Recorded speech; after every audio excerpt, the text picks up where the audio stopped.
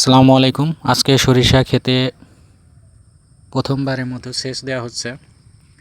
তো যারা আমার এই চ্যানেলের নিয়মিত দর্শক তারা অবশ্যই অবগত আছেন। এর আগে আমি এক কৃষক ভাইয়ের সরিষা ক্ষেতের ভিডিও দিয়েছিলাম। সেখানে বাড়ি 14 সরিষাতে তিনি ভুল পদ্ধতিতে সেচ দেওয়ার কারণে তার সরিষাগুলো মারা গিয়েছিল।